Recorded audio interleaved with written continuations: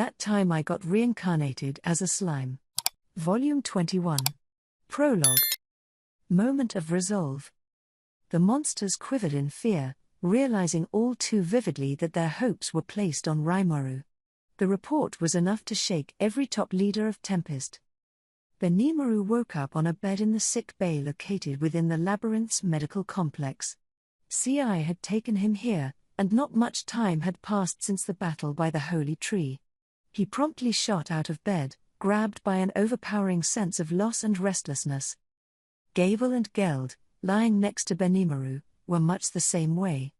They had woken up just then as well, as if heeding some unseen signal. In short order, the top officials all gathered in the control center. 8 of the 12 lordly guardians were there, Diablo, Zijin, and Kumara, who were tasked with protecting the labyrinth, Benimaru, Gable, and Geld, who were up and in attendance despite their serious injuries, and Ranga, who was nursing his own wounds within Gobta's shadow. They were also joined by Testarossa, who had hurried over from Inglesia. She always felt a strong sense of duty for the tasks assigned to her, so she promptly abandoned all her demon servants and ran over, a sign of just how serious things were. Other top members of government were present as well, of course, including Shuna, Rigard and his other bureaucrats, and Gobta and Apito. Everyone who was available and not currently engaged in combat was here. Ramirez, who was now commander of the control center, gasped at the report. The labyrinth was currently under attack from a hostile enemy force, but what she'd just learned was incomparably more important. She could hardly believe what she heard. Beretta and Thraney were silent but equally flabbergasted. Cherries, who had seen Veldora off and held down the fort since, was unable to keep calm. The report was from CI, whose replication had been the closest witness to the events. He had given them all the grim news: Rimuru had disappeared. So Sir Rimuru has really vanished, then? Benimaru asked, speaking for the rest of the crowd, although he didn't doubt CI at his word. In fact, the opposite was true. His own internal connection with Rimuru had been cut off, something he could keenly feel, and now he was asking the question out loud in the hopes that he'd be proven wrong. Yeah. I'm sure of it. I didn't even have time to step up and defend him. CI's voice was tinged with regret, although he thought the result would have been the same no matter who was there. After all, Rimuru, who enjoyed the full trust of everyone present, had fallen for the enemy's trick and couldn't do anything to prevent it. Now was the time to think about their future moves, not wail about it and try to assign blame. Silence reigned across the control center. But suddenly, with a loud crash, a desk was reduced to splinters. I was with him the whole time, and now look. CI, usually the picture of calmness, never disturbed by anything that happened to him, had smashed up the desk, letting his rage take over. Testarossa closed her eyes, agreeing with him. Anyone would have felt the same way. Not even I could do anything, either, she thought. She could do nothing. All too easily, she had allowed Rimuru to set off for the battlefield, an onus she could never deny, and that fact weighed heavily over her heart. That was why she couldn't refute CI's words, why she couldn't offer him any consolation. All she could do was wallow in her own helplessness, a feeling shared by everyone else in the room. But Diablo was the first to react. Don't be so conceited, CI. No matter what you could have done, it would have only resulted in another life wasted. NGH, CI grunted, Diablo's cold, judging eyes tearing through him. Diablo was speaking the truth, no restraint, no regard for anyone else's feelings. CI understood that, but he remained silent, unable to reply. He wasn't irresponsible enough to feel the need to defend himself in some way. He was ashamed of his ineptitude, and all he could do now was to endure the heavy strain of losing Rimuru. Diablo heaved a chiding sigh. You're going too far, Diablo, Testarossa said, taking a breath. Anyone here would have been just as helpless against the rampaging Lady Milim. Isn't the same true for you? She eyed Diablo, uninterested in pointless excuses. Testarossa was intelligent enough to understand what he was up to, however. He was deliberately playing the villain in order to help everyone here drum up their rage. If they wanted to face up to their despair, they had to put as much emotion as they could into it. Otherwise, if all people did was whine about their fates, despair would eventually swallow them whole. What they needed now was the strength to go on, and fanning the flames of their anger was the quickest way to do that. Diablo knew this method well, as did Testarossa. She understood what Diablo was up to, and she could see what it'd result in. That, however, wasn't something she was willing to accept. Diablo. You're riling us up as much as you can in hopes that we'll banish you from here, aren't you? And then you'll go right out and try to challenge Feldway, yes? Testarossa said, sounding sure of this. Tisk.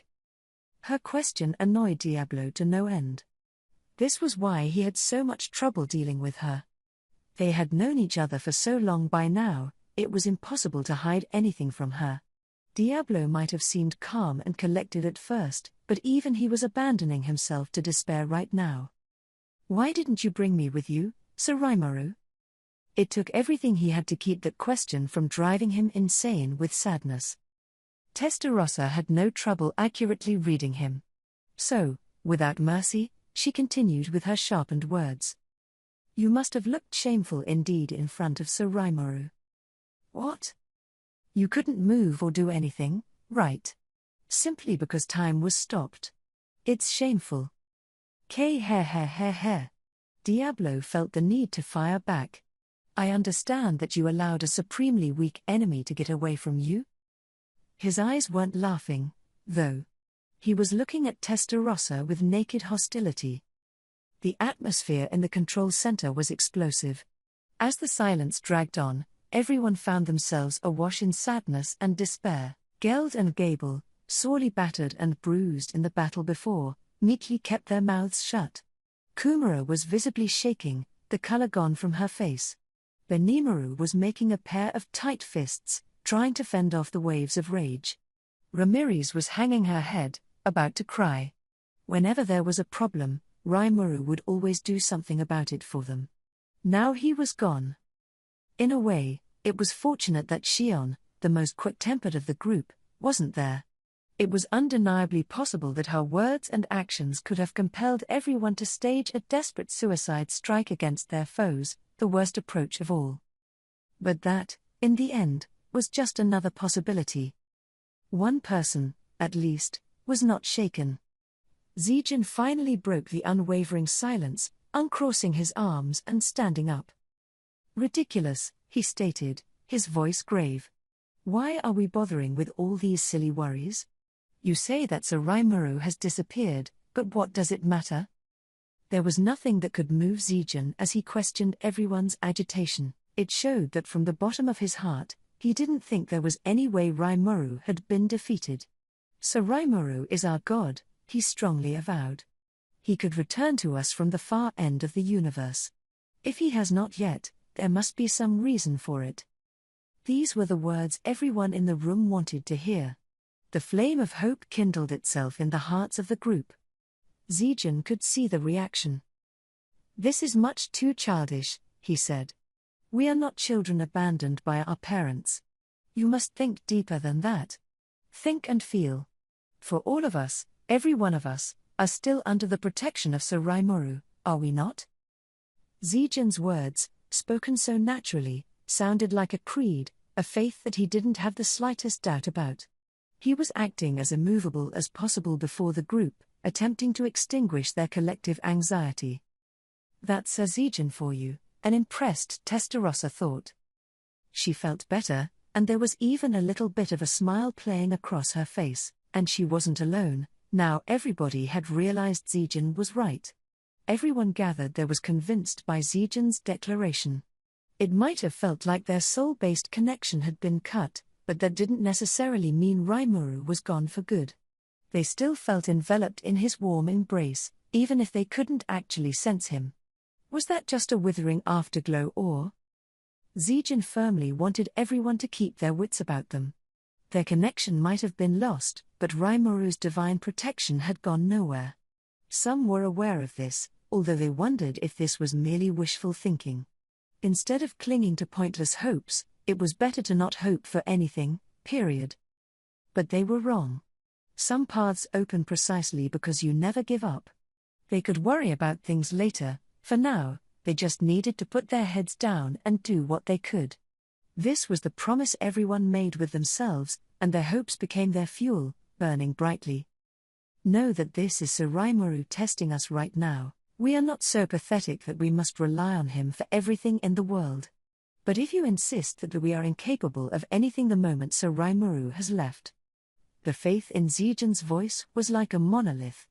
If you act as a helpless baby chick unable to leave the nest by itself, then follow the rules of nature and perish.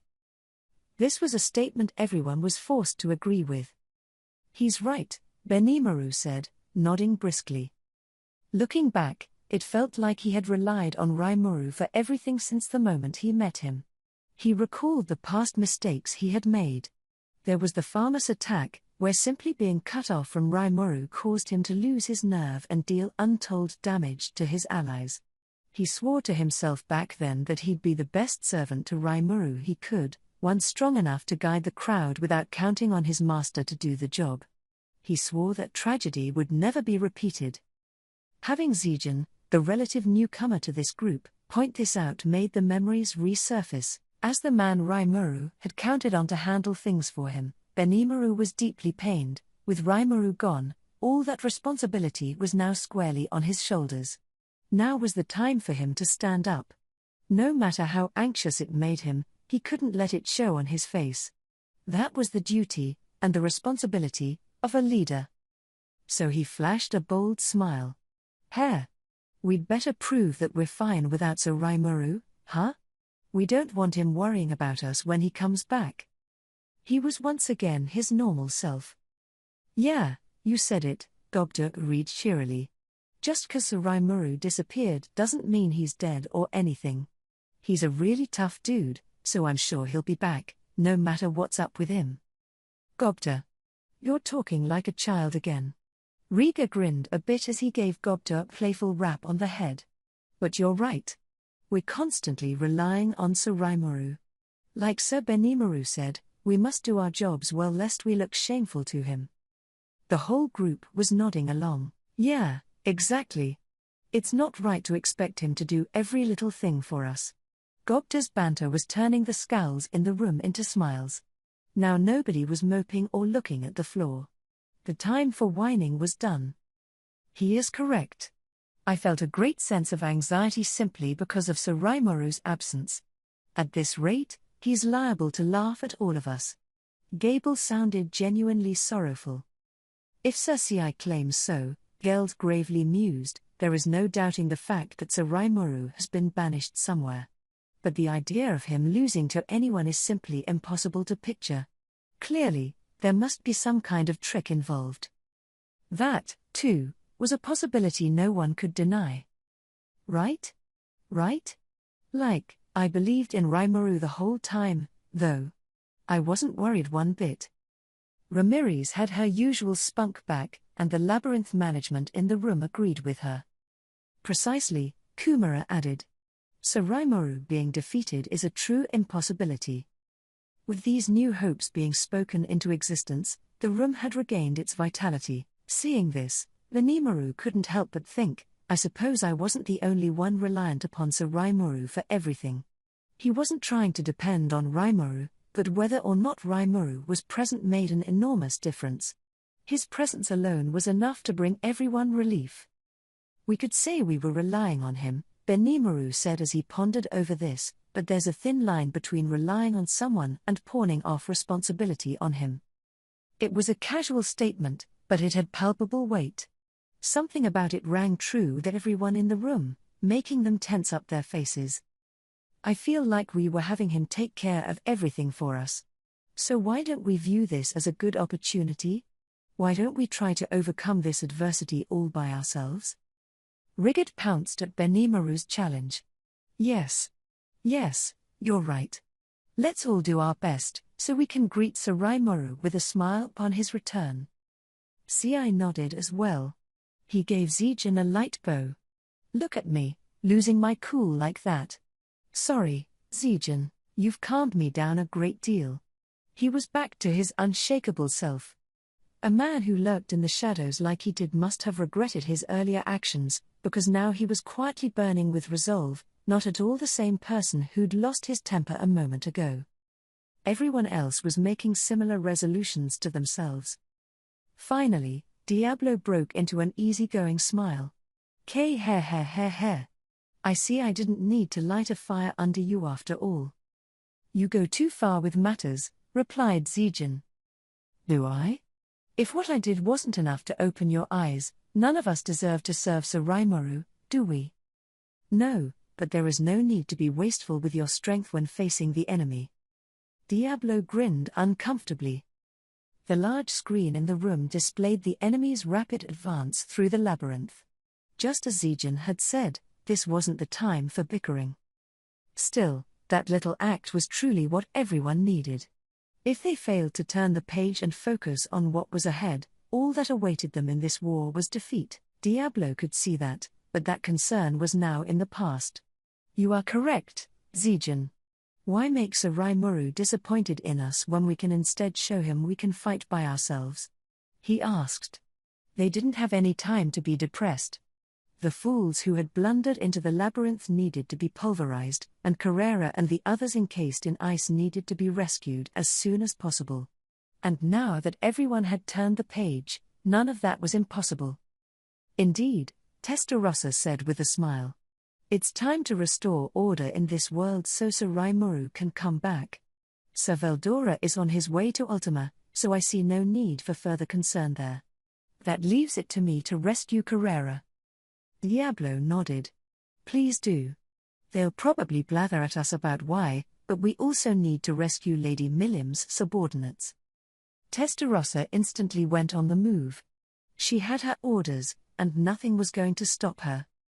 Seeing her go, Benimaru looked to Diablo. So what do you intend to do?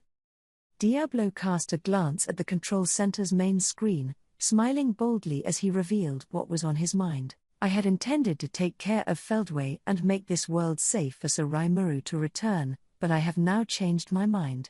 I have to keep this stronghold protected, or else I would be defying Sir Rimuru's orders. He sounded supremely casual about it, but this really was a shift for him. It elicited a visible reaction from Zijin. Ho? Do you see these invaders as a threat, then? Benimaru asked, speaking for everyone in the room. The screen showed a wealth of information about their enemies, including their estimated existence points. Vega, Dino, Pico, Gasha, and Myfoki, 5 of the 7 heavenly generals, were there, and their EPs were all well over 1 million. Some of them were even beyond 10 million. Anyone could tell they were worthy of being called a threat, but in Benimaru's eyes, they were not a primary concern. Certainly, he told Diablo, I am not in my best shape at the moment. But we still have Zijin. You're free to do whatever you want without worrying about us. He didn't change Diablo's mind. I'm staying here just in case, you see, Diablo replied. It's not that I don't trust Zijin with this, of course. Don't worry about it, Zijin said, unfazed. I have a role, and I will fulfill it. Nothing could ever move him. He turned around and began to walk away, Apito bowing and following in his footsteps. In Zijin, they had the most powerful labyrinth guardian possible. There was nothing to be afraid of, and the confidence that brought her made Ramires smile. Yeah, as long as we got Zijin, we're perfectly safe, huh? She said. Even Beretta and Thraney, who had remained silent up to now, had to nod their approval. They hated to admit it, but everyone knew just how strong Zijin was. In that case, Geld added, closing his eyes, I will dedicate myself to healing. He also had a role to fulfill, a job to do, so he fought back against his more belligerent urges. I, too, will rest until my number comes up, Gable said. He was seriously injured but in better shape than Geld. Gable had also consumed far more of his magical force than Geld, his proverbial gas tank running on fumes by now. His gorier wounds had already been treated, but recovering his inner strength would take more time. Much like Geld, resting was the right choice for him at the moment. He was worried for the now icebound Eurasania region, along with Carrera and everyone caught inside it, to say nothing of Sufia as well, who he was now somehow in a romantic relationship with. At any other time, he'd ignore his injuries and fly into the fray, but he too had a responsibility. He correctly understood what he was capable of right now and what had to be done, and he knew he had to execute on that. So, bottling up all these emotions, he opted to focus full-time on healing. The top officials of Tempest were on the move. The anxieties of a moment earlier were swept away, and strength now filled the faces of everyone there. Their wills were powerful and shining bright. Just as Zijin had said, they were not helpless children now that Rimuru was gone. They all understood what role they had to play, and they were putting everything they had into their jobs. They couldn't mar the good name of the Demon Lord Rimuru, and most of all, when he finally did come back, they wanted him to recognize just what kind of power they had. It was now time for them to take flight and leave the nest of Rimuru, the one who had given them their names. Chapter 1. The Falling City. So, thought Luminous, he's here? Veldora was quietly composed, the sight of Dagrel before him of seemingly little concern. Of course it would be. Unlike Luminous, left helpless now that time had stopped for her, Veldora was free to move around in this immobilized world all he wanted. Seeing him in action, Luminous felt immensely foolish for having despaired so much. The tension from staring death in the face mere moments ago was gone, and for some reason, she could feel palpable relief welling up from within her. She hated to admit it, though. Come on. Me feeling like all is well just because Veldora is here? Impossible. Ignoring the passing thought, Luminous turned her attention to the current situation. Qua ha ha ha ha. Behold. It is I, Veldora bellowed. He then proceeded to laugh at nothing in particular for a bit longer. Even amid this mortal danger, he was as casual as ever, and Luminous found it a tremendous load off her back. In a world where time had stopped, none of that laughter could. Only Dagrel, the creator of this frozen world, could hear Veldora. Yet somehow that carefree cackling was beating against her ears anyway. Why are you just staring slack-jawed at him? That resentful voice belonged to her former enemy. Oh. Right. She's here as well. Luminous was thus reminded of Ultima's presence. She assumed that Veldora found a way to overcome this stopped timeline, but it looked like Ultima was involved, too. Makes sense. Wait, why does that make sense to me? Luminous couldn't even sense the presence of this stopped world until a moment ago, and now she couldn't understand what was going on around her one bit. But if this was her reality, well, like Ultima said, this was no time to be blankly staring at things. She was conscious and thinking but unable to move her body. It was a tremendously confusing situation, and Ultima was merciless with her.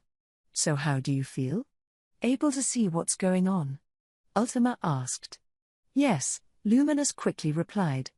I am not capable of fully perceiving all of it yet, but I can tell that the danger is gone for now. Ultima grinned at her. Oh? It's your first experience with stop time, but you can recognize my voice and converse with me? Not too shabby, I guess. No wonder I've officially recognized you as my playmate, rival. It wasn't like Ultima had gone through this multiple times herself, but she didn't see any need to tell her that. So, assuring herself that she had just established her dominance over Luminous, she moved on. So if you're talking to me, can you see things as well? Of course I can. That hateful, evil dragon is having a staring contest with Dagrel. Luminous's supernatural senses gave her a view of the situation, albeit a hazy one. Only Veldora and Dagrel were free to move. Ultima was acting like she was in full control of things, but not even she was familiar enough to this situation to gain movement. I see. So you can interact with the data particles here, Ultima remarked. Neither light nor sound could travel at all. If you wanted to perceive things around you, the only way was through the unique particles around you, ones at the very core of creation, even smaller than photons or spiritual particles. These were the data particles Ultima mentioned, and Luminous could understand that well enough. So if I can move these so-called data particles the right way, I can move around in stop time? Exactly. And I think I've grasped the idea behind that, at least. In fact, Ultima had already regained the feeling in her arms and legs. The rest came quickly after that. Another few moments, she felt, and she too could exercise her will in this stopped realm. Well, I certainly can't have you outdoing me. Luminous sharpened her own senses. Grasping the matter floating both within and around her body, she homed in strictly on the data particles not attached to temporal elements, working her mind to try moving them around in the air. Her fingertips began to twitch a little. "Wow, not bad," said Ultima. "Care for a race?" Time might have stopped for them, but there was still no time to lose. It was anyone's guess how the fight between Veldora and Dagrel would turn out. Luminous and Ultima needed to snap out of this and start moving before the confrontation reached its end. So, as if competing for a gold medal, Luminous and Ultima kept honing their senses. Veldora and Dagrel were still talking, ignoring the two women struggling against time nearby. "Veldora, was it? You certainly picked the right moment to appear. How did you do that?" Being able to use spatial transport within stop time befuddled Dagrel. If Veldora had walked in from nearby, that was one thing, but executing a pinpoint teleport job from some faraway location? It exceeded the bounds of all common sense. It's simple. A hero, you see, always has to make an awesome entrance. Veldora acted like he knew everything about everything. It wasn't the answer Dagrel wanted, but it was certainly very Veldora-like, which even Dagrel had to admit. Then the dragon presented him with one of the truly dumbest proposals ever hatched. "So, Dagrel, let's negotiate a little." "About what?" "If time has stopped, then nobody can see how cool I look right now, can they?" "Well, I'm very sorry about that, but..." "What the hell is he talking about?" thought Dagrel as he politely listened on.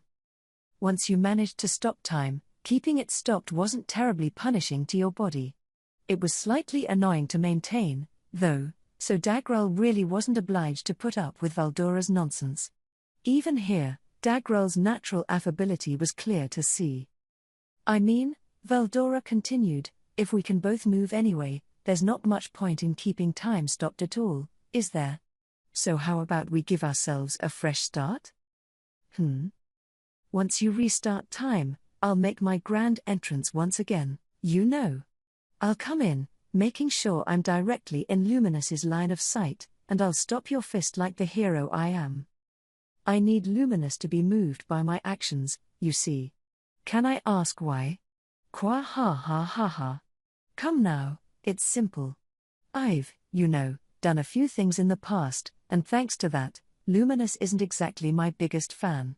If I can make a good impression on her here and get her to owe me a favor, she's bound to let bygones be bygones for me." Dagrel had to roll his eyes at this idea, one that provided zero benefit to him. He began, like a father trying to humor to his 5-year-old. "I was planning to restart time, actually, but I don't see any reason for me to play along with your little act." He was right. Dagrel was under no obligation to be part of Veldora's ode to himself. Even taking the time to hear him out showed how much of a pushover Dagrel could be at times.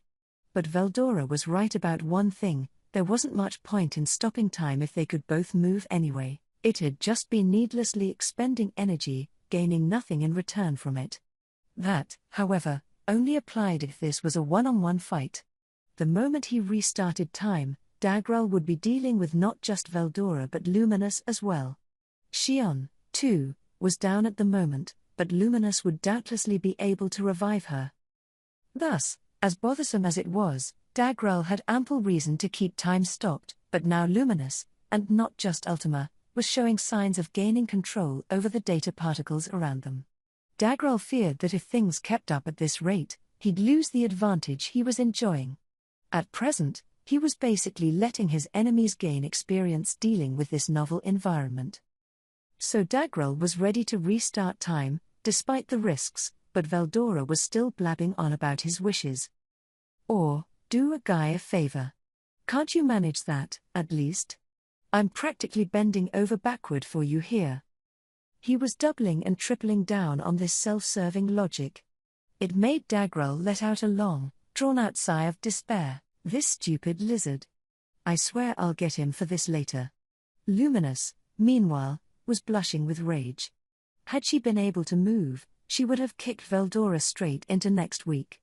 Veldora was being so condescending toward her, she began to think she could will herself into motion via sheer fury alone. He must have thought Luminous wasn't able to hear him in stop time, because he wasn't being at all shy with how he felt about her. For now, though, she swore to herself that Veldora would pay later. Veldora was cruising at his own wavelength.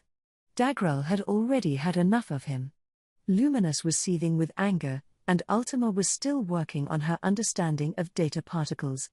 It was a strange situation, a chaotic one, where nobody was getting what they wanted. And even stranger things were taking place, they were all caused by Shion. Her eyes were closed, her wounds still open and seeping blood, which was incredibly unnatural. In stop time, you weren't supposed to bleed, no matter how bad off you were. A stopped heart couldn't pump blood through the body. But if Shion was still bleeding. Slowly, she got up on her feet. She opened her bloodshot eyes, standing there like a demonic ghost. To Dagrel's abject shock, Shion took a deep breath before him, an eerie dread behind every motion. Shion, he couldn't help but ask, you've mastered this frozen world? Ah. Shion, right now I'm. Realizing that someone was stealing his thunder, Veldora awkwardly spoke up. But Shion talked right over him. Sir Veldora. That man. He is my prey. Can you let me have him? She was using her large sword like a cane, shoulders heaving as she pleaded with Veldora. Veldora, not having much choice, mumbled the response as he nodded. Somehow, saying no didn't seem like an option. To him, this was just a little fun. She, on the other hand, was operating at a whole other level of force and determination. All he could do now was step aside and watch things unfold, and try to act as cool as possible. Yes, very good, then. In that case, I will lend you some of my power. May you fare well in this battle. He boomed, supporting Shion to keep her from collapsing. Then he began pumping energy into her, healing her up. Whoa. I said I'd help you, but you can't just greedily take all of it from me, he thought. Shion wasn't being shy with gobbling up tons of Veldora's magicules. He had to compose himself to avoid fainting. Thank you very much. It's fine. He saw her off with a breezy smile, although he was hurting on the inside. Shion stood before Dagrel, who loomed over her like a giant, ominous wall. Sorry I had to make you wait, she told him, gleefully holding her gigantic sword in front of her. To make up for it, how about I give you just a little bit more fun? Oh? Then let me take you up on that offer. They nodded good-naturedly to each other and prepared for battle. I'll try not to disappoint you, Shion said. Within this stopped world, Dagrel and Shion's true battle was about to begin. Shion was doing some soul-searching. Rage was swelling within her. She had been toyed with by Dagrel, incapable of doing anything against him, and she was angry about it. Her elite guard, the troops that served directly under her, had fallen, and she was angry about that, too. Against this cruel reality, she felt powerless, pathetic, frustrated, and infinitely desirous of true strength. But with her cool, collected decision-making skills, she was bottling up all that. Now her rage was serving as her engine. She wasn't letting it go out of control, like she used to. She had to think about what she could and could not do.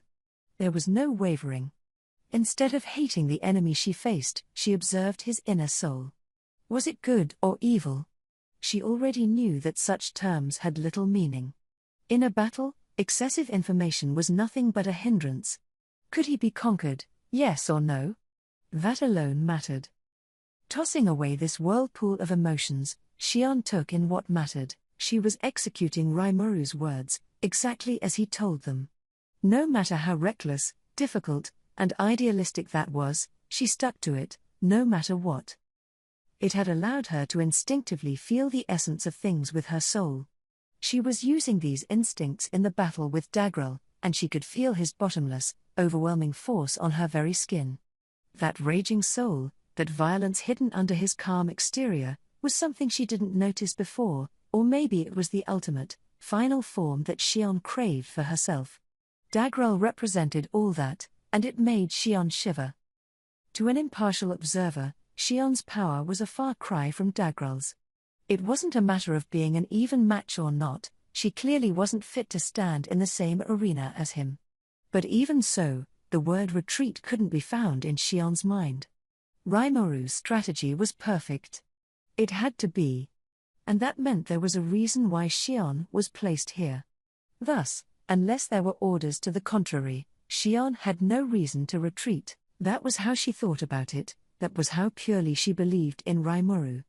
It was, in a way, abandoning all logical thought, but to her, Rimourou's orders weren't everything, they were the only thing. There is no way Sir Rimuru would have us all die meaningless deaths without doing anything himself. There must be some reason behind this situation, in which case, until I receive new orders, I will follow the ones I have to the letter. The truly strong were those who never wavered. Xion was holding her own with an iron will. She didn't even fear death, and that was what moved Luminous. The noble vampire princess detested any defilement done to her body, so she had executed a flawless strategy, setting up a trap in the perfect position.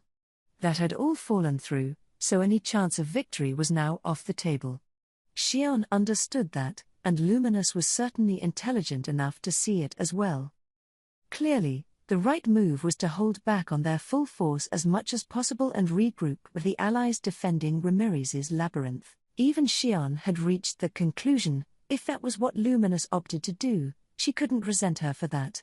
She had even considered it, someone as intelligent as Lady Luminous would want to retreat from here at once.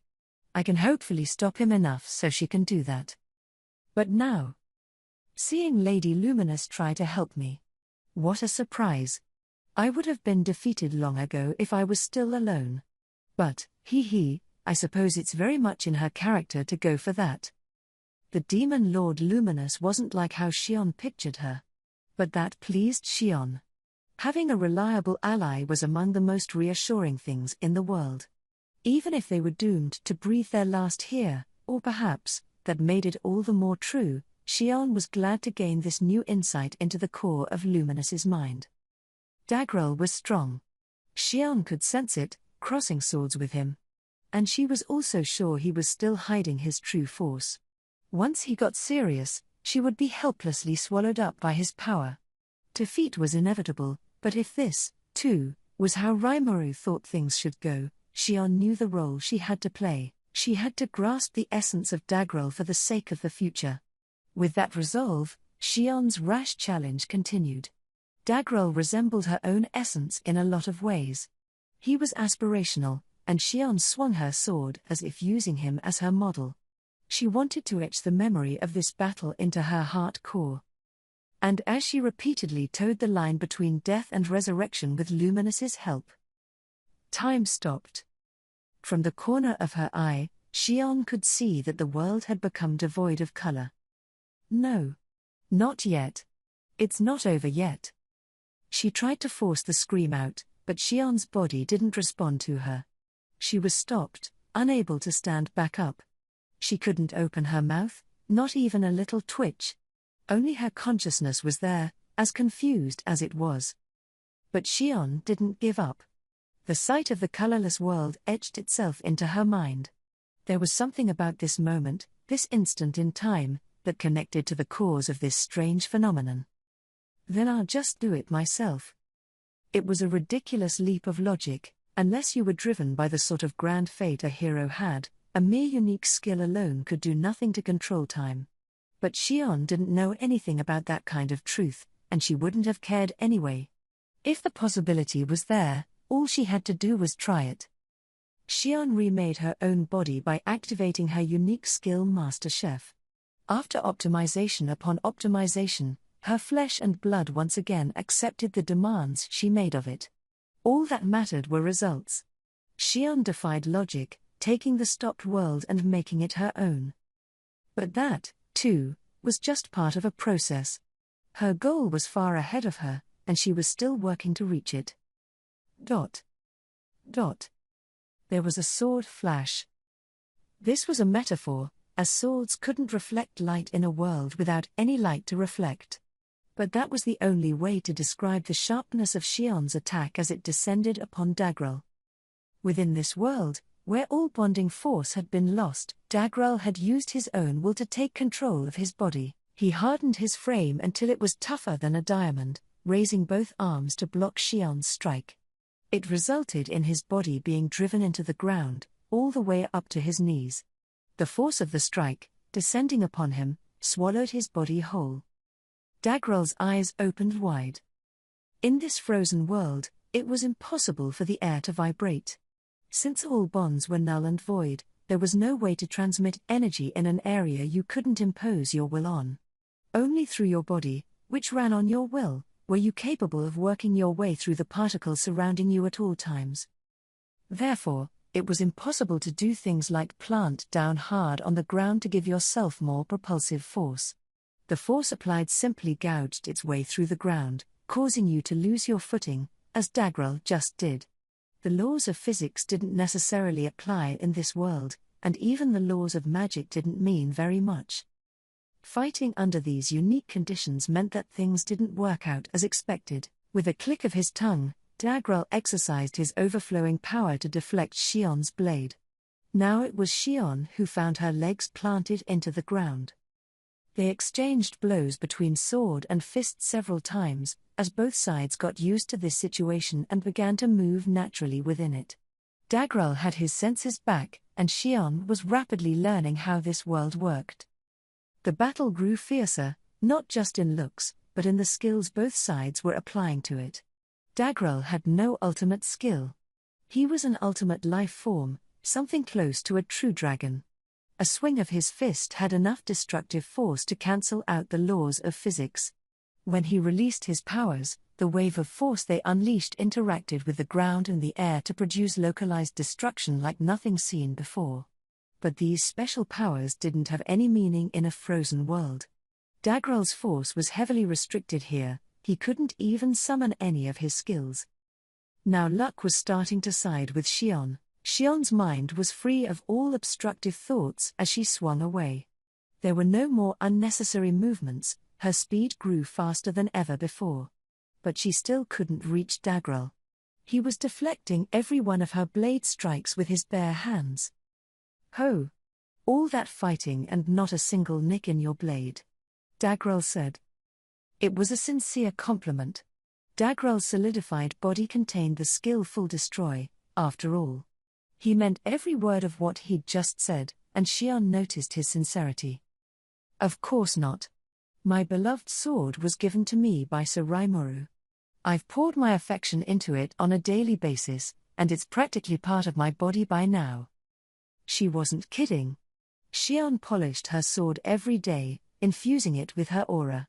Calling it part of her body was no exaggeration, because Gariki Maru Divine had now grown into a god-class weapon. Not even being in this frozen world was enough to break it. It was able to withstand Dagrel's full destroy, and that was a stroke of luck for Xion, but more fortunately for her, Xion was using Dagrel as a model to aspire to. Dagrel, in a way, was a phenomenon. He was an ultimate life form who possessed skills such as harden, full destroy, cancel magic, neutralize attributes, and pulverizing waves, all on the level of an ultimate skill. He was called Earthquake for a reason, and Xion would normally have no way to beat him. He was like a vengeful god who existed beyond the realms of physics and magic. Trying to take him on at close range was purely suicidal. But Xion was learning.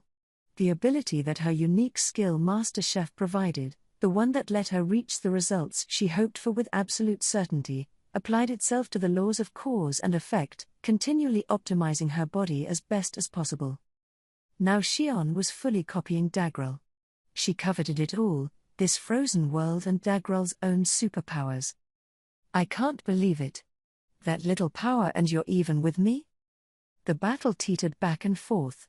Much to Dagrel's admiration, Shion wasn't giving an inch. She was fighting a force that easily overwhelmed her, and she was making it into an even matchup. That, too, was thanks to guarantee results, one aspect of her unique skill Master Chef, and that ability was virtually invincible in a world without time. Causes and effects exist on the other side of the flow of time, and without that flow, Shion's will always took top priority. Any attack that worked on her enemy did so with the maximal effect, and any attack she could block once never so much as put a scratch on her after that. That was why Shion was fighting toe-to-toe with Dagrel despite the nearly tenfold difference in maximum magicule count. Nonetheless, she couldn't surpass him. A copy could never defeat the original, a fact that began to make itself clear during this battle that seemed endless. But Shion's good luck hadn't run out on her yet. One must not forget that Veldora was still on hand. Perhaps it's about time This was surely the perfect opportunity to swap with Shion. Veldora was certain no unwelcome visitors would get in his way. But suddenly, a slender hand touched him. The moment he casually turned toward it, Veldora was racked with extreme fatigue. Before the panicked Veldora was luminous, beaten from head to toe but still on her feet, and while Veldora grew paler and paler, Luminous began to look healthier and healthier. Humph. That's what you get for arriving late, she spat as she sucked up Veldora's life force to her heart's content. She might have been hiding her embarrassment a bit, but Veldora didn't notice, of course. He never did. That was part of why he riled Luminous so much, and it would be quite a while before that ever dawned on him, or maybe the day would never come at all. After robbing Veldora of the will to keep going, Luminous gained full mastery of the frozen world. She had regained the power she lost fighting Dagrel, and even her clothing was regenerated and looking good as new. You can just watch over there. She stood next to Shion as she fought Dagrel, seeing Veldora as nothing but a nuisance. But she wasn't alone. Ultima was ready to go, too. I can't have you getting ahead of me, Shion. And I can't have you forgetting about me, either. Ultima had a rep for being a fast learner. She could deal with any situation once she gained some experience with it, and she was already capable of grasping data particles with perfection, using them like her own flesh and blood. She could now fight just as she could in the real world, or perhaps even better. At this point, Dagrel had no reason to keep time at a standstill. Oh, great, he griped. Now I've lost my biggest advantage, he sighed, shrugging. Shion and Veldora were annoying enough, but add Luminous and Ultima to the mix and stopping time no longer meant anything at all, and the lack of time flow was hobbling him in the fight against Shion anyway. Dagrel had to release time once more, and he didn't hesitate. Meanwhile, don't tell me I'm not going to have a role in this. Veldora was starting to get worried, but no one cared enough to notice. The moment time went on the move again, the noise of the in-progress battle struck everyone's ears. Ultima, who was trying to take on Dagrel, clicked her tongue ruefully and went back to sparring with Fen. Veldora put a hand on Shion's shoulder. Shion, he intoned, you have fought brilliantly. But you were only able to keep it close with Dagrel because you were inside a time-frozen world. Now that time wasn't so frozen, the world was once again beholden to the laws of physics. The limits to Dagrel's powers were removed as well, allowing his more supernatural abilities to come to the forefront again. In no uncertain terms, Veldora was implying that Shion couldn't win. I appreciate the warning, Sir Veldora. Shion thanked him, but she still didn't truly understand what he meant. Even if she did, she probably wouldn't have cared. Pointing out the danger Dagrel posed at this juncture was useless. Shion instinctively understood it already. Even her own fear had been paralyzed as she dug in her heels. Untold amounts of power surged across the ground as Shion lunged for Dagrel, accelerating to bullet-like speed as she swung Gariki Maru Divine down upon him. Dagrel took the blow with his bare hands, an unbelievable sight even if one knew the fighting force within them. Power clashed against power. Dagral and Xion both slammed their wills into each other, creating a wave of turbulence that roared across the battlefield. Sound itself was being left in the dust as the fight sped up. The clash was being watched by Luminous, as well as Veldora, after he found himself out of other options. "What do you think you're doing?" Luminous asked Veldora, glaring at him as she aided Xion. He opted not to reply. Having his warning be so breezily ignored by Xion had left him in a bit of a daze. He was pondering how he could participate in this fight in the coolest way possible, but no bright ideas came to mind. Veldora was starting to suspect that he had completely missed his window, with no way to make up for it. If that was how things were, better off not trying to make waves. "Silence is golden" was Veldora's new motto as he watched how things unfolded. To his eyes, Xion was outclassed. In fact, it was almost surprising this was a fight at all, which was why Veldora thought he'd get to hop in at some point. She was keeping things tied because of Luminous's support, along with ample use of her special abilities to make up for the massive difference in physical strength. Even Veldora had to admit it, this was an impressive act to pull off. If Xion took damage, she could just use infinite regeneration to heal. Luminous was tossing healing magic her way as well, so even having all her limbs torn off wasn't much to worry about. Perhaps this sounded feasible enough in words, but it'd normally be impossible to pull off. It's not like your average guy on the street wouldn't mind having his arm or leg unattached from his body. But Xion had an extraordinary will that way, which earned her big points with Veldora, so thanks to a combination of factors, this remained an even fight. After going through all this, Dagral was aware of it, too. Even with his dominant, destructive force, the fact was that he couldn't deal any decisive damage to Xion. Thanks to that, this battle showed no signs of ending anytime soon. Dagral glared at Xion with an embittered expression. "Boy, oh boy.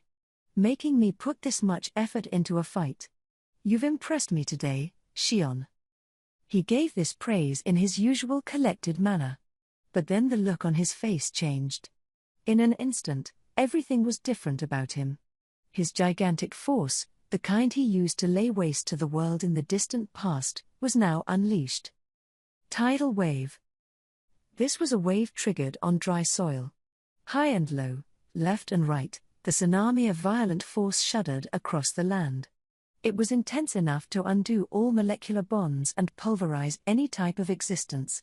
It was a skill befitting someone nicknamed Earthquake, and now it descended upon Xion from all directions. There was nowhere to run from this fury, and it bored straight into her helpless body. Unlike the frozen world, where only one law defined everything, the real world had an entire set of laws that defined how things affected one another. Many factors needed to be observed at the same time, and the ability to control all cause and effect was nothing but a pipe dream.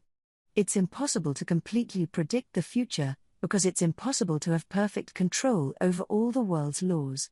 And since she couldn't fully predict what the overwhelmingly powerful Dagral would do, the limits of Xion's skill set began to show.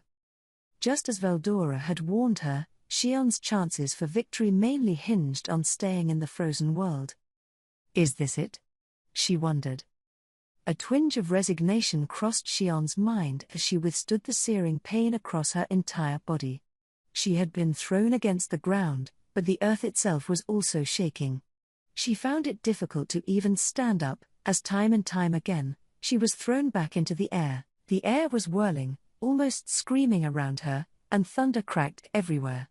It was a scene of true despair, and not even Luminous could intervene. Veldora could have, but he wasn't the type to step in if Xion wasn't asking for his help. So, without any aid, this agonizing despair was doomed to continue until she finally passed out. But then Xion could feel something snap inside of her, as if cut off, something that formed the base for her soul. So Rimuru. She had only a faint grip on reality. The pain was piercing across her whole body, but she didn't even have the capacity to feel it. Just now, Rimuru had disappeared from the world. That was true despair to her, and it made her realize that everything she felt before was just her kidding herself. No. A great void coursed its way across her mind. The despair was swallowing up all her other emotions. To her, Rimuru was everything, the meaning of life. Without Rimuru, everything seemed faded, bereft of color. Warurura! She screamed. Rage welled up from her empty heart.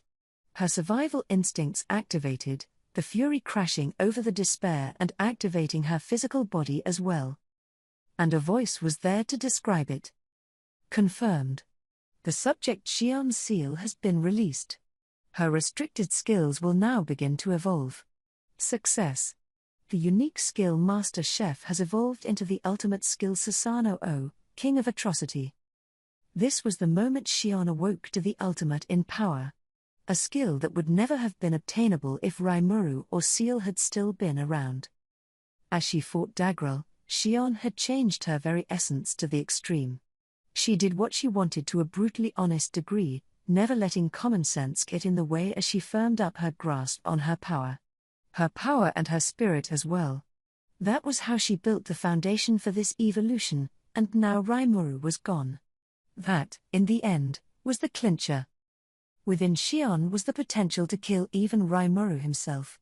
Seal was wary of this fact, but now that it and Rimuru was gone, there was no one keeping watch over Shion any longer. The gloves were off, and thanks to that, Shion's skills manifested themselves in full, complete fashion. But a skill evolution like this meant nothing to Shion. Without Rimuru, all the power in the world no longer held any purpose. No. Absolutely not. There were no flaws to Rimuru's strategy. There could never be. This, too, must have been part of the plan. Shion kept things simple in her mind. She never grew afraid, never let herself wonder if someone was scheming against her. No matter how little basis there was for it, she never doubted Rimuru's victory. I always knew I could count on Sir Rimuru. He even saw that this would happen, too. This was the conclusion Shion jumped to. It was giving Rimuru far too much credit, but to her, it was the truth. Joy and envy filled her heart, and she could feel the impossibly massive amount of force streaming out from it. It was pure violence, the power of destruction, but also the power of atrocities, with no relation to good nor evil. The evilest sort of force out there, one that held the potential to even kill Rimuru. If Seal was here, it would likely mumble something like, "This is exactly why I sealed it off," unbeknownst to Shion. "You have my thanks, Sir Rimuru." With this expression of joy, the new skill was now hers. After paying such close attention to Dagral, Shion had been influenced to the point that her own body had been fully optimized to match. The same was also true for Susanoo, the ultimate skill she'd just evolved. Dagral was the personification of atrocity, and so it was perhaps inevitable that Susanoo would govern over the same thing. Now even the tidal wave that had been sent crashing over her could easily be controlled. All the energy that raged across the battlefield was absorbed, and now Shion was calmly standing there. She eyed Dagral, her will dauntless as ever. "It is now my turn to smash you down." Her unquenchable thirst for victory drove her forward, and so the battle between two overlords of supreme violence reached its climax. Veldora, who predicted defeat for Shion and was just about to clench his fists and step forward, was now left to awkwardly scratch his cheek. Sadly for him, he'd missed his chance yet again. "What are you doing?" Luminous demanded, her exasperated gaze drilling into him. Veldora nervously coughed, then let out a shrill laugh. "Qua ha ha ha. Just as I expected, Shion is putting up quite a fight." Ahem. With another cough, Veldora turned his eyes away from Shion. The battle was still ongoing across the field, making for a tense situation in certain areas. With the most talented members of both sides participating in actual combat, the chain of command was beginning to fall apart in spots. The effects of this were clear for all to see. The giants were growing restless, their organized resistance running into more and more difficulty.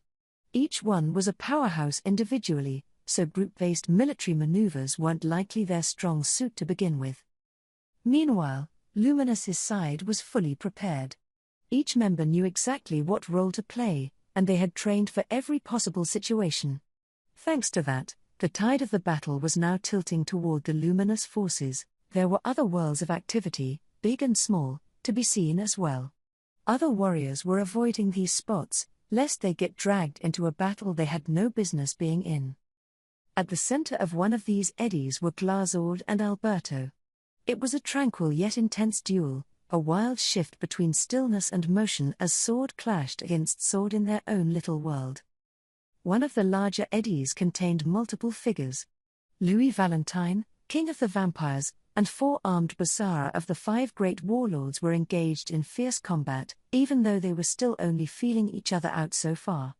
Into this fray stepped Gunther Strauss, Luminous's personal butler. His master was dead set on keeping this area protected, and he was so moved by her zeal that he stopped thinking about anything else and stepped into battle himself. Luminous hadn't ordered him to do that, but still, things were working out exactly as Gunther wanted. "I'm lending you a hand, Louis," he said. We haven't fought together in centuries, have we? I hope you haven't let your skills go to rot, Gunther." This casual exchange was all it took for them to form a team. Around them, groups of notable fighters were engaged in warfare. The 7 great nobles who served Louis were going head-to-head against the 5 great warlords who ruled over the giants. The giants were outnumbered, but their strength more than made up the difference.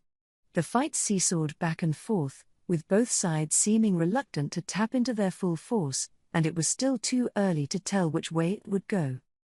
The largest eddy of them all was the site of an even more vicious battle. Fen, one of the 3 stellar leaders, was being exposed to the full efforts of Adelman, who had regained his younger form after joining with Venti in a possession-based merging. Adelman was also fighting with Ultima's assistance. Now that time was moving again, she saw a chance to try and sneak up on Fen. Looking at the numbers, not even the 2 of them together could hold a candle to Fen's overwhelming presence. But thanks to the experience they had built and the level of their skills, Ultima and Adalman were greater than the sum of their parts, keeping the battle even without much effort. From one end to the other, the struggle was still going strong. Veldora, seeing this, decided that now wasn't the time to intervene. He muttered. "Everyone's doing a much better job than I thought." "What?" Luminous interjected. "You're still here?" Veldora flinched at her frigidness but still managed to laugh it off. Qua ha ha ha. Laughter was his way of preventing her from dictating the mood. Truth be told, however, he was nervous. He, too, had lost his link with Rimuru, which was quite disturbing. He trusted him, of course, the connection was gone, but he could still weakly detect his presence. Clearly, something must have happened to him, but I don't see the need for panic. In fact, if he abandoned his current job to go look for Rimuru, things would be a lot worse later on. Veldora's instincts told him as much, so he decided to remain on hand, ready to jump in whenever called to. But Luminous just glared at him again. "You're in the way," she spat. "If you don't care to fight, step back and give up your space to actual grown-ups." Veldora flinched for a moment. "Oof. But why? Why must I be treated like a villain here?" One couldn't blame him for tearing up a bit at this point. Luminous, after all, kind of scared him. But if you rolled back the tape, it was his own statements that caused this, so you could say he had it coming. Veldora didn't realize it, and so he didn't see fit to regret anything he'd done. "Luminous, there is no need to act so coldly around me. I am putting in a full effort right now as well, you know. In fact, I just saved all your hides a moment ago, not that you even noticed." Veldora never missed an opportunity to brag. He only said this to quell Luminous's anger a little, but she remained as cold as ever to him. If anything, it felt like he had just stepped on an even bigger landmine. "Oh? You claim that you saved me?" Luminous's frigid, heterochromatic eyes targeted Veldora full bore. "Yes, I did." He had broken into a cold sweat, but Veldora still held his head up high. It was a brave front, and it only made things worse for him. "Damned lizard," Luminous spat as she turned away from him. To Veldora, that felt even worse than being yelled at. But Veldora's vicissitudes were no business of Shion's. Her battle with Dagral was reaching its climax, and the deciding moment was edging ever closer. Shion and Dagral clashed. Her attack found its target but didn't even deliver a scratch on the giant. That didn't faze her, though, as she launched into another attack. Dagral, never falling behind, fought back with a blow of his own. His fist, harder and thicker than a hammer of pure iron, was stopped by Shion's Gariki Maru Divine. Before he followed up on that, she swung the great sword, throwing every bit of her aura at him. It pushed Dagral back and into the air. The most unbelievable sight. He was more than a level larger than Shion, and the difference in magical count was yawning. No sensible person would ever imagine something like this happening. NNH. Dagral grunted. I'm not done yet. Decapitating demon blade. Shion kept going, pushing more of her fighting force into Gariki Maru Divine and sending Dagral to the ground. The giant blade, now 3 times longer than before, landed a direct hit. But Dagral could never be underestimated. HNNNGH. Running his fighting force across his body, Dagral formed a defensive barrier around himself, fully annulling Shion's technique. Gariki Maru Divine, now back to normal, was once again blocked by Dagral's crossed arms. Then, as if to pay back the favor, he fired off a punishing kick, but with a single click of the tongue, Shion leapt back and out of danger. The wave of fighting force still struck her, but somehow, it didn't seem to bother her one bit. This puzzled Dagral. It wasn't the result he expected, and he wasn't going to rest easy until he figured out the cause. Shion, on the other hand, wasn't stopping to ponder over it. She continually went at Dagral, never resting for a second and possibly not even realizing the extra power she now had at her fingertips. Dagral could quickly tell as much, and that meant conversation wasn't likely to give any clues on what was up with her. Well, so be it. I'll just crush her like I planned to. Mentally turning the page, Dagral launched an even more powerful counterattack. It only resulted in Shion boosting her own power in response, and so the battle grew more and more intense as it dragged on. Shion had her evolution to thank for this change within herself, of course. The ultimate skill Sasano was, in essence, one that cancelled out other abilities, making it something to fear for spiritual life forms. That included Veldora, and when she replenished her energy from him just now, she actually was unconsciously tapping into her newfound skill before it was even completed. The energy she received from him was cancelled out by her own magical force, making it easier to neutralize and render her own, and what's more, her attacks could steal her target's energy and bring it to her side as well. This made it possible for her to defeat any kind of enemy, sooner or later, but that was the main issue. Even Shion's energy had its limits, so it wasn't like she could become infinitely strong if she kept at it. No, it was her new ultimate skill that let her surpass those limits and suddenly wage a much closer match against Dagral. Normally, this sort of energy would be too much for her physical body, causing it to collapse and tear apart, but now she could dare to absorb it all and try to make it her own. Even if the excessive force caused damage to her body, she could just execute that new skill of hers and forget about the consequences. The net effects of these changes were now making Dagral exert himself much closer to exhaustion than he really wanted to. He was still uninjured, but his stamina was slowly but surely being whittled down. That's what made Sasano such a threat to any spiritual life form, and combined with Shion's natural resistance to death, it was exacting an even crueler effect on him at the moment.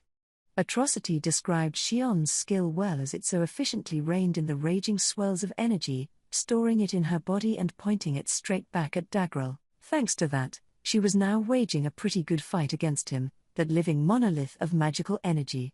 But even that was about to come to an end. Dagral was a monster, one honed by countless hours of battle.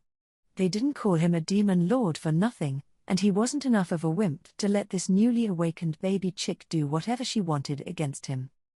I see. It looks like she's appropriating my power for her own benefit. It didn't take him long to see the truth. And once he did, Addressing the issue was simple. All he had to do was end this fight with enough pure force that not even Xion could wrangle it all. "You will now face my full power," he announced. "Do not resent me if it kills you. Bring it on." So Dagral unleashed a localized skill, one that compressed a mass of energy into a shock wave lodged at a single target. Maelstrom Buster. Dagral's aura grew, glowing a shade of blue as the skill drew a whirling spiral around him. He let it propel him forward, advancing rapidly upon Xion. It looked like a dropkick at first glance, but the energy housed inside was catastrophe class. Even with Susanoo on her side, it was impossible to neutralize the entirety of its effect. He was trying to end this fight with a power that was several dozen times what Xion could ever possess. Truly overwhelming power is something that no opponent can overcome with technique or experience, Dagral thought.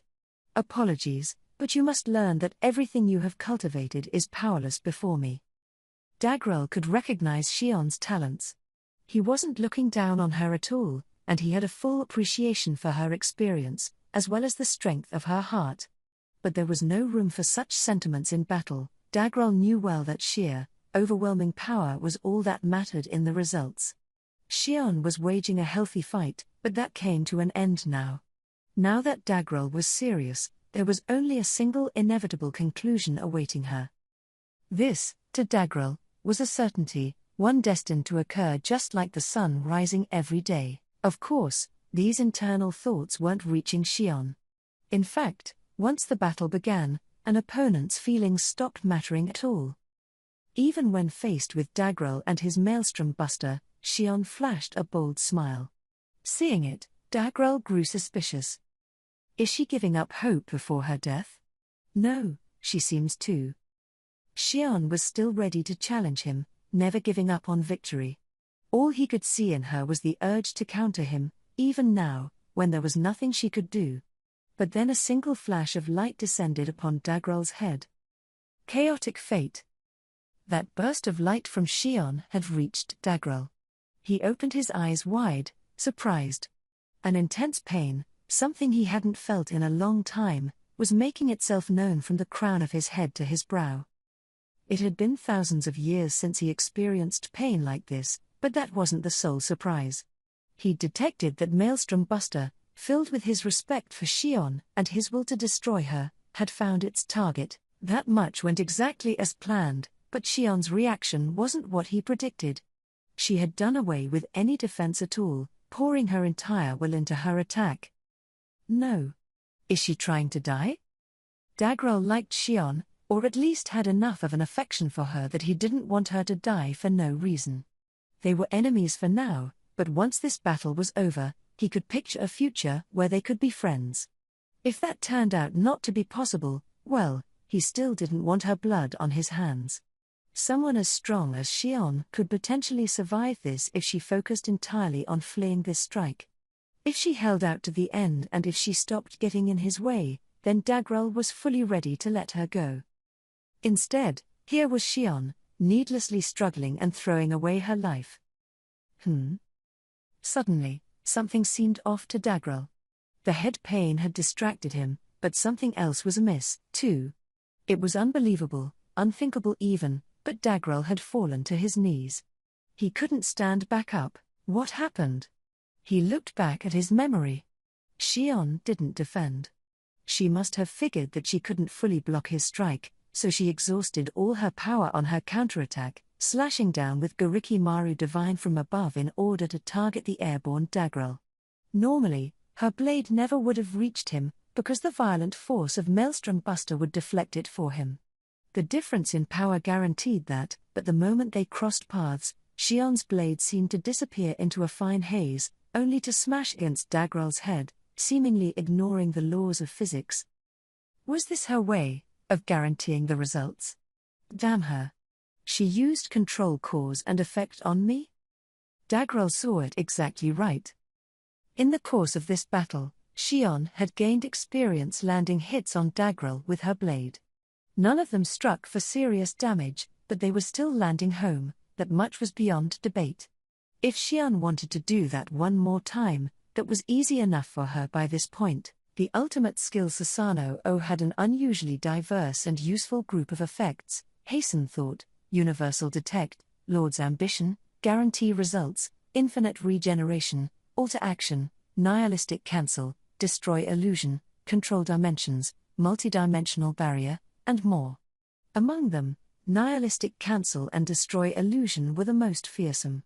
Combining those could even make her capable of killing Rimuru, the exact thing Seal feared. It was thanks to the expert use of these new abilities that Shion's chaotic fate was all but destined to deliver a telling blow to Dagral. But Shion herself didn't emerge unscathed. Dagral's finishing move had struck her dead on as well, and even her infinite regeneration, which surpassed what ultra-speed regeneration and divine regeneration could do, couldn't prevent an instant death.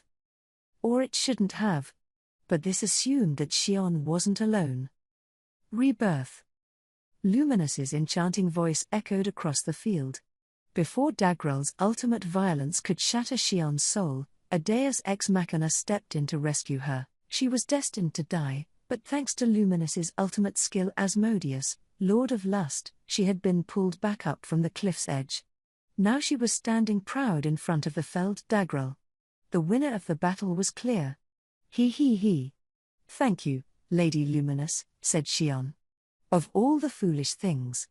What were you going to do if I didn't step in? Shion would die, that was what would happen. But Shion expected that Luminous would make the exact move she had, and this strategy won the day. Well, I believed that you would do something to help me, Lady Luminous. Luminous gave this a sigh and an eye roll.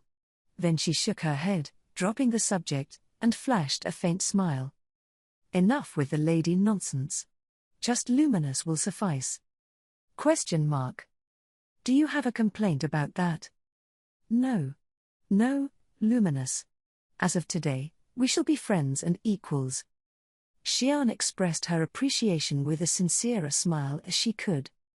Humph. Feel free to take that any way you see fit, then.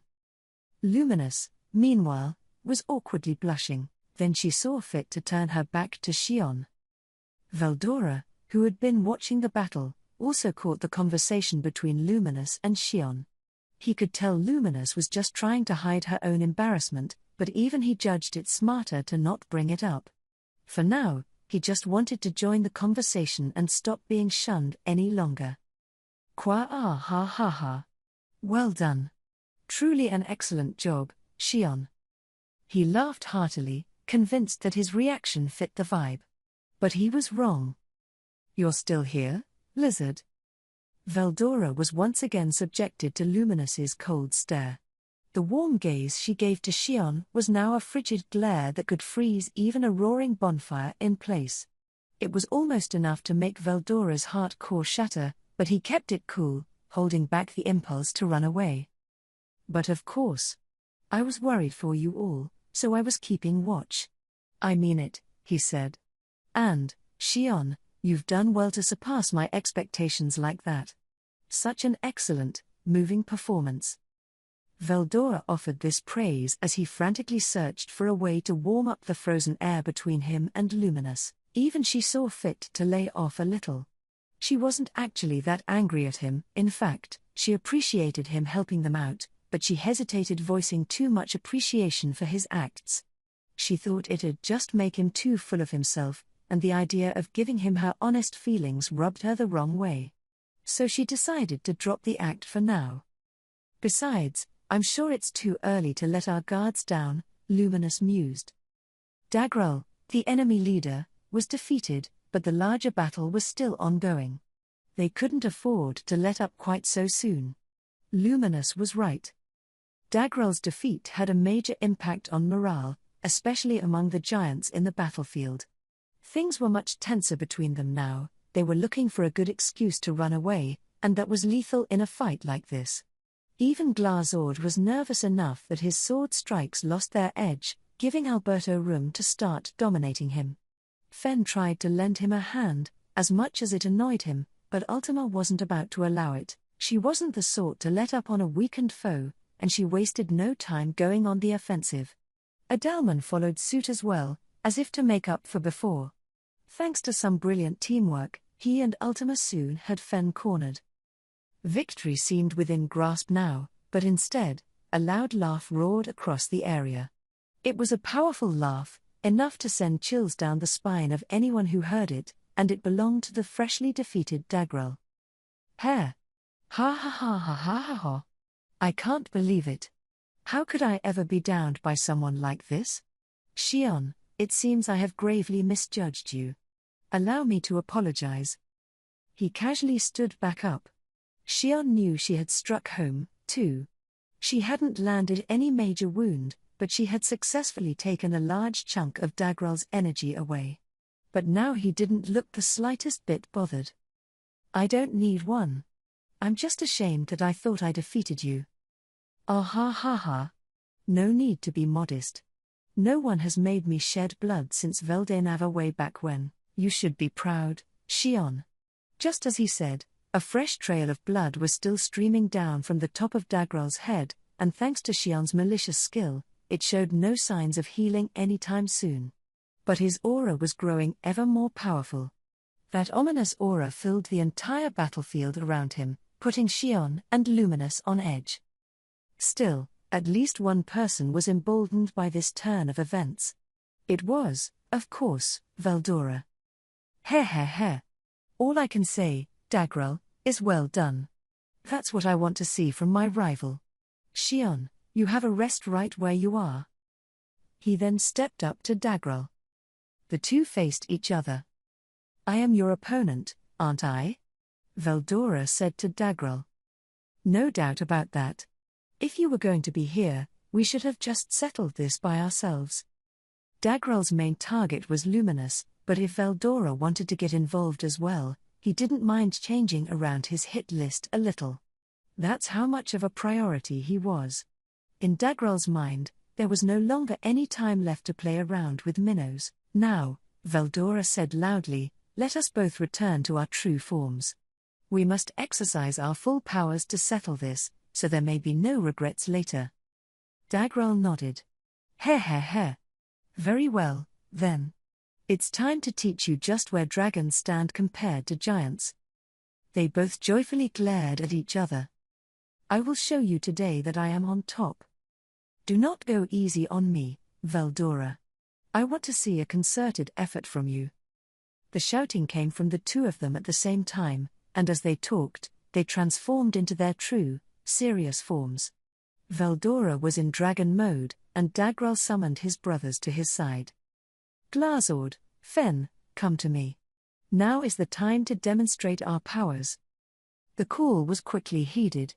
Glazord bowed to Alberto, promising to continue the fight later, and then arrived at Dagrel's side. Meanwhile, Fen kicked the Klingir Dalman away, swinging a fist at Ultima to shut down her surprise attack. K. You people never give up, do you? I'll deal with you later. Soon, the three brothers were together again. It is time to break the seal of Ashura. At Dagrel's order, the ancient seal was lifted. He, Glazord, and Fen began to emit a blinding glow, marking the return of the god of destruction from the age of mythology, a six-armed, three-headed creature that towered above everything else. Dagrel and his brothers were ready now. Qua ha ha ha ha. Is this your true nature, then, Dagrel? Exactly. Prepare yourself, Veldora, for I am not in a mood to be gentle. The heavens cried out, and the earth shook. A mythological battle was about to begin, one waged between two supernatural presences with the power to destroy the world. One look at this gigantic god made Xion and the rest understand that they could do nothing against him. The aura released by Dagrel, combined with his two brothers, was simply dominating. He was truly worthy of being called a god now. The air vibrated, creating rumbling thunder, as if heaven itself was voicing its fears of Dagrel's violent rage. The audience here was too awed by the eerie atmosphere to say anything at all. Even Luminous could do little more than state the truth. What a monster. I could never handle him, she managed. The feeling was doubtlessly mutual for anyone else who saw that figure standing there. Trying to overcome him through sheer guts or the like wouldn't work. If challenging him simply meant a pathetic, shameful death, it was smarter to run and count on whatever chance for survival you had. If Xion and Luminous were able to keep a straight face at all right now, it was because Veldora was facing up to this god giant for them. But even so, they were re-signed to their fates. If Veldora lost, that was it for them as well. In a very real sense, it was all up to him, and that realization considerably lightened the load on their minds. Their fears faded away a bit, and now they were fully spectators in this fight. Xion, said Veldora, once the battle starts, you must defend yourselves with all your might. With your skill, you should be able to unify everyone's powers the way you need to. The shout became a thought communication, one that reached the entire battlefield. Adalman, and Alberto, and the vampires dotted around here. You must work together with Xion.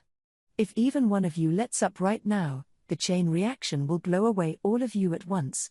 Qua ah ha ha ha. Dagrel didn't try to stop him. Just like Veldora, he too was giving orders to the people under him, putting their safety first and foremost. Basara, do you see the situation? Take steps now to ensure your safety. Basara was still waging a heated battle against Louis and Gunther. He was fired up and fighting at his best, but if his king ordered him to stop, he had no choice. I'll wait a little longer to finish this. Of course, if Sir Dagrel defeats Veldora, the after-effects will doom all of you just as much. With that, Basara called the other members of the 5 great warlords and set off to shore up their forces. Louis and Gunther had no objection. That was some fearsome strength, Louis remarked. 4-armed Basara certainly lives up to his reputation, Gunther agreed. He wasn't even seriously trying yet. I know. I wasn't, either, but it's impossible to say who might have been hiding more secrets from each other. Louis didn't see any special meaning behind gaining a localized victory. Everything would be settled by the fight between the 2 leaders of each side, so he was conserving his forces so he could best serve Luminous when the moment arrived. But that was no longer necessary. He never expected that their hated enemy Veldora would step up to represent them, but if that's how it was, there was no room left for him in the equation. Veldora going around like he was the boss of them irked Louis more than a little, but if Luminous was accepting this, he and Gunther weren't about to oppose her. So Veldora took over command like it had always belonged to him, sending down orders and treating them like final decisions. The last people he spoke to were Dagrel's sons, who had lost consciousness. Dagra, Liura, Chankra, now is no time to rest. ? The booming thought communication sent them all flying to their feet. I want you to witness what is about to happen, Veldora somberly continued, once he was sure they were awake. You are about to watch me defeat your father. This unusually heroic turn of his silenced the 3 brothers. They knew something substantial was about to happen, though, so they hurriedly nodded back at him. The upcoming battle would be of mythological proportions, and it was up to them to witness it all and pass it on to future generations. The rest of the people on hand, especially Luminous, were just as impressed by Veldora's somber words. Not that Luminous fully believed them, and she was right not to. Heh. I must be looking so cool right now. Everyone is so shocked at how heroic I am. This is exactly the sort of spotlight I've been looking for this whole time. If Veldora said any of that out loud, it would have ruined the atmosphere in an instant, and the fact that no one realized what he was thinking was, in a way, fortunate for them. The myths of the past were being played out anew, Dagrel, the personification of violence, and Veldora, the personification of storms. Thunder was what the 2 of them shared in their skills. Dagrel could use his own massive force to freely control the difference in electric potential between the earth and the air. This gave him a great number of attacks derived from lightning, the strongest of all nature-based attacks, but the same was true of Veldora. The storm dragon could circulate the energy inside himself to create natural lightning from thin air. Naturally, both of them boasted strong resistance to lightning. Tossing bolts of it at each other wasn't going to accomplish much, but regardless of that, Veldora and Dagrel were converting their auras into lightning and smashing it against each other. These powerful attacks could turn an army of 10,000 into ash in an instant, but instead, they dissipated into the air, not even reaching each other's skin. The barriers that covered both of their bodies ensured this would happen, but thanks to this energy of differing natures interacting with each other, pillars of lightning were being summoned across a wide swath of the battlefield. In just a few minutes, it was hellish mayhem from one end to the other. There were no casualties since both sides had built up their defenses beforehand, but keeping themselves safe from this onslaught necessitated a punishing amount of work. Both forces could tell that they wouldn't last long like this. Witnessing a myth in the making suddenly seemed a lot less important. If this kept up, they'd all be dragged into this hellscape and destroyed. Foul dragon, Luminous snapped as she realized that. This is exactly why I hate people who can't rein it in. Complaining to him at this point wasn't very helpful, but as much trouble as Veldora had been for her over the years, she was done mincing words. And while she might have just been letting off steam, at least one person agreed with her. Oh, I know it.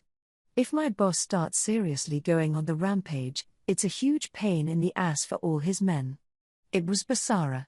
He had approached Luminous in hopes of using her forces as a shield, as he had his concerns about the strength of the defense barriers created by his side alone. The barriers from the two sides contacted each other as he did, allowing him to listen in on Luminous's whining. He didn't mean to voice his agreement out loud, and he certainly didn't intend for Luminous to hear it. But she had a sharp ear that way. She promptly turned toward him. If we stay separate, the lack of power could lead to cracks in our barriers. Then I could count the survivors on my fingers. Even the giants would be wiped out, to say nothing of the troops on her side. Luminous's goal wasn't to render the giants extinct. She and Dagrel weren't friends at all, thanks to grudges from long ago, but she'd have trouble sleeping at night if all of them had to die thanks to that.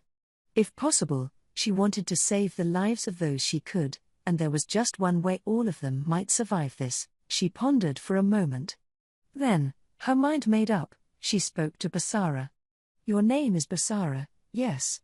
If you are good enough of a fighter to prevail against Louis and Gunther, I have a proposal for you. This became a thought communication that made its way across the entire field. Everyone on both sides was now listening in on it. Basara tensed up, afraid he'd give her the wrong answer. All right, Vampire Queen.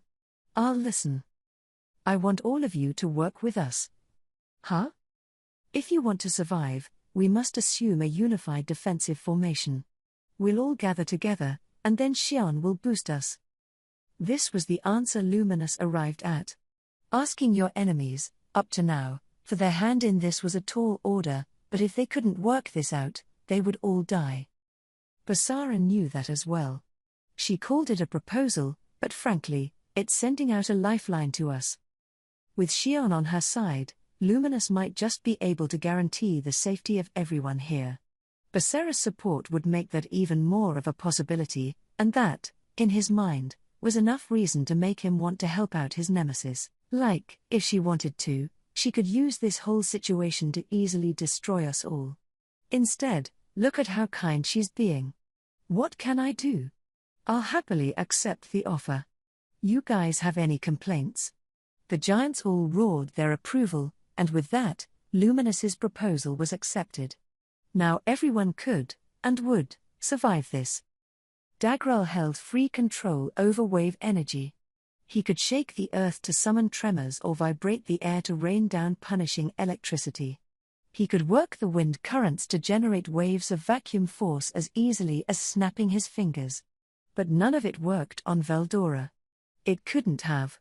He, after all, was the personification of storms, something Dagrel knew full well, so he wasn't in a panic about it. They had been fighting for years upon years, they knew each other's nature like the backs of their hands by now. Things would be very different from here on in, though. After combining his brother's powers with his own, he had become Ashura, the god of destruction, a fact he assumed gave him an advantage over Veldora. You know, looking back, this is the first time I've tested this power out on you, isn't it? I will remind you that I am not who I was in the past. Well, you now have an excuse for when you lose to me. This was the first time Dagrel had unleashed his full powers since losing to Veldenava. It just wasn't necessary otherwise, even with Fen away from the scene. That was how powerful Dagrel was by default. But now that he had become Ashura, even that previous self looked insignificant by comparison. He could tell that his blood was surging with excitement. It was finally time to settle the score for good with this rival. If Veldora was roughly equal with him before, he wouldn't even be able to keep it close against Ashura. He was sure of it. Things like magic didn't work on Ashura. With 3 heads and 6 legs, he had no blind spots. And his body, hardened beyond the level of a diamond thanks to his solidification skills, could deflect any attack. Even Glazord with his god-class weapon couldn't land a scratch on Ashura. That was how invincible Dagrel had become. And it made him arrogant. "Try to at least entertain me a little, Veldora," he crowed. Veldora smiled back. "Qua ha ha ha ha. Ridiculous. Save your whining for after I beat you." Nothing had changed with Dagrel's demeanor. There was no fear, no needless excitement. He wasn't overestimating his own powers. All he was ready for battle, the very model of a warrior. Veldora, too, understood that losing here would likely crush any chance for Luminous, Xion, and everyone else to survive. He wasn't about to let that happen, and now that he had that burden to bear, he was ready to fight for real, albeit with at least a few jokes in between. So the battle began, looking every bit like an epic kaiju clash. Beams of thunderstorm roar shot out of Veldora's mouth. He could charge up the compressed magicules in his body and spit them out like a cannon blast, accelerating them to sublight speed. The resulting charged particle beam boasted a force as untold as it was unavoidable, discharging electricity across the landscape as it landed directly on Dagrel. But the moment it did, Dagrel grabbed it whole with one outstretched arm and snuffed it out. "You bore me, Veldora. Little tricks like that won't work." This wasn't just trash talk. Dagrel sincerely believed every word he said. Even Veldora's most dazzling attacks were no threat at all when Dagrel was in Ashura form. But Veldora was no pushover. Ignoring Dagrel's warning, he moved on to his second attack as planned. Thunderstorm Roar was merely a ruse, a distraction he created for Dagrel while a few of his separate bodies, created by the parallel existence ability of his ultimate skill Nyarlathotep, Lord of Chaos, maneuvered behind his foe. He couldn't control as many separate bodies at once as his older sister Veilgrind could, but he could still break out a lot of them. Each one had the same fighting ability as the original, and he was using them as sacrificial pawns, a testament to just how vicious this skill was. One of the separate bodies sank its claws into Dagrel. "Here's my real attack. Face the wrath of Dragon Claw." The name wasn't the most creative, but its force was all but guaranteed. These claws, unleashed by Veldora at extreme speed, were smaller than expected for a dragon his size, but they had slicing power that could cut through any matter in the world. These ominous claws, 6 of them on his left arm, glowed a disturbing shade of purple as they lunged at Dagrel. It was his solidified body against Veldora's unstoppable talons, and when they contacted each other, the resulting screech was loud enough to make the entire world shudder. There was an impact, and then 2 arms went missing. The arm that blocked Veldora's claws had disappeared, and the left fist that carried them was also gone from Veldora's own body. They had done each other in, but this was just one arm on one of Veldora's separate bodies. It wasn't serious damage, but Dagrel wasn't about to give up yet. He could regenerate his lost arm in the blink of an eye. "Tisk. I finally maim your incredibly unfairly solid body, but you just fix it up that fast? Don't give me that. You're the one not playing fair, Veldora. I'm truly shocked you could hurt me at all, the way I am now." They both complained about how unfair their opponent was being. Veldora was peeved by this surefire killer move not scoring any serious damage. Dagrel was irritated over how easily damaged his allegedly invincible body was. Given how long they had been rivals, this was a kind of ritual by now. This was just a first round, a way to feel each other out, and soon both of their attacks grew fiercely more intense. Veldora finally started to think that maybe this wasn't such a fun little battle after all. He had quickly taken back the separate body that wound up being a dud for him, so he didn't lose much in the way of energy. He was still doing great, and if he kept fighting at this pace, he'd recover his magicules more than quickly enough. But the same was likely true of his foe. Half-hearted attacks wouldn't work on either of them. He knew that and also felt it for himself, but he couldn't go breaking out his big guns willy-nilly. Neither side was about to flinch, so what Veldora needed more than anything else was a hole to exploit. Like Kuzushi in judo, he could gain the advantage by compromising his foe's footing and throwing off their balance. Breaking out your full force in the opening rounds was the height of folly. The Storm Dragon and the God of Destruction both enjoyed equally eye-watering levels of power. Whoever forgot about that and panicked first was likely to lose. But Veldora wasn't about to listen to common sense. Instead, he launched a barrage at Dagrel. Qua ha ha ha ha. Time to keep it going. Wing Blade. He produced a small herd of replications. Unlike separate bodies, these couldn't act freely under a united will, but he had given them orders beforehand to give him just as much force as the main body. These replications now swarmed upon Dagrel at ultra-high speed. The beating of their wings generated vibrations that transformed into high-frequency blades. Each body had two sets of wings, one large, one smaller, and the resulting particle-level bonds created a cutting zone that fatally tore through anything in their path, but Dagrel remained calm. Tisk. I never could read you. He quickly took suitable action. If he was dealing with blades, a sword was the best tool. Glazord's head was now facing front and center, as Ashura held his great sword with two hands. MNNGH. With a flash of effort, Glazord fended off the replications like a grown man swatting at flies. Even the barrage of slashing attacks was nothing more than a distracting little annoyance to Dagrel. The great sword in his hands was now a good 10 yards long, more than suitable for a god giant to wield, and its tip easily traveled faster than the speed of sound. With the master-level skills of Glazord, he had created a zone of invisible yet absolute defense for himself. Any replication of Veldora's that entered this zone was destroyed, and so all the Veldoras were fended off without scoring any useful damage. Dagrel didn't let up on his attack, either. Now Fen's face was front and center. Hellbinding. In his hands were the bonds of Gleipnir, capable of immobilizing even a living god. He wanted to try capturing Veldora with them. Gar? The chain Fen threw wrapped itself around Veldora in dragon mode. Several replications disappeared, leaving only the bound and helpless Veldora to himself. A pity, Veldora. You might have tried to deceive me, but you wasted too much time on it. With my true eye, it's a simple task to see which one is the real you. Dagrel's true eye had no problem discovering the real Veldora, the one that held more magicule energy than any of the replications. No matter how many dummy Veldoras were generated, that true eye ensured the effort was meaningless, or so he thought. Instead, the bound and apparently helpless Veldora disappeared into a dark mist. Then came a jocular voice, a poor fit for a climactic battle.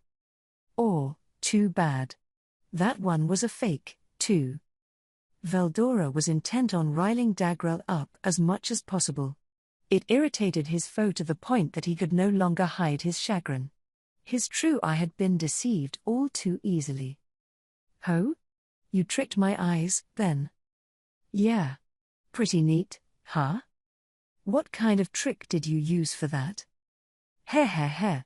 Let me tell you, Dagrel, this proves just how in over your head you are with me. With a smirk so broad that it ought to have been accompanied by a wailing pair of timpani drums, Veldora daringly asserted his dominance. There still wasn't that much difference in their overall abilities, but Veldora couldn't help but ride this wave a little. You can break out every bit of your power if you want, but you still can't beat me. And there is a very good reason for that. Veldora tried his best to act mysterious about it. There wasn't any solid basis for this statement, but it was nonetheless good enough to trick Dagrel. The giant might have been feared as a personification of pure destruction, but at his core, He was basically a nice guy.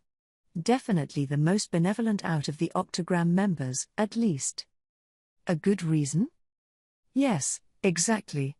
I, too, have been doing a lot of growing. I can't have you thinking I'm the same as I used to be.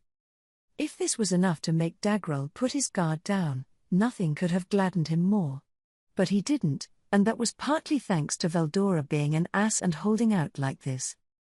Still, while he might have dodged Dagrel's question, he was certain he could beat Dagrel. The reason was simple: he had grown and obtained a lot of new skills along the way.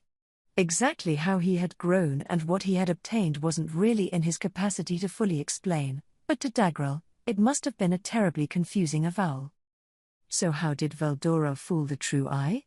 Technically speaking, he couldn't fool it at all. He only did it thanks to control probability, one ability of his ultimate skill Nyarlathotep. Altering the probability of his own existence allowed him to instantly swap his real self into one of his replications. It was a kind of magic trick, in other words, but through the judicious use of parallel existence, control probability, and control dimensions, he could trick the analysis and assessment abilities of any skill out there. It was a hidden trick of Veldora's, one that had proved valuable in almost any situation. Just as he wasn't hesitating to brag about it, Veldora really did have a strength he lacked before. It wasn't just obvious things like his magicule count, he had been putting in a daily effort as well. He might have had a rep for screwing around all day, but he really had been training himself. Thus, even if he couldn't give a comprehensive lecture of the principles that drove his skills, he had gained an instinct-driven mastery of them. He really couldn't explain them to you. If he did, he would have used that knowledge to brag even more about his greatness. Not being able to turned out to be a stroke of good luck for Veldora. Dagrel, to his credit, wasn't expecting a straight answer from Veldora, so he continued on, not letting the mystery bother him. I wish I could call it nonsense, but you really do seem to have grown. You're certainly not like you were before, at least. The Veldora of the past simply threw himself around, using his power to batter everything in his path. Now he was using his head in battle, deftly employing his skills to gain an advantage against Dagrel. He had to hand it to the guy, but he wasn't about to admit defeat, either. So he kept talking, trying to build a more advantageous situation for himself. This, too, was standard battle tactics. Even someone with as much brute strength as him didn't overlook the finer points of a fight like this. In fact, he appreciated the finer tricks for the payoffs they could potentially give him. From the start, he had one goal in mind. Instead of gradually building up like Veldora, he wanted to finish this with a single all-powerful strike. Your might is the real thing, yes, so let me end the fight with my most powerful of skills. Quietly, Dagrel grasped the air around him, expanding the range of his wave energy intervention.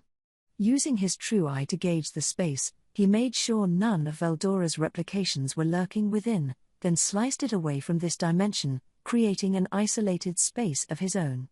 Inside of it were Veldora, Dagrel, and nothing else. MMH? Veldora realized the anomaly that occurred around him. But he was already too late. I've got you now, Veldora. This is where our rivalry ends. Quasar break.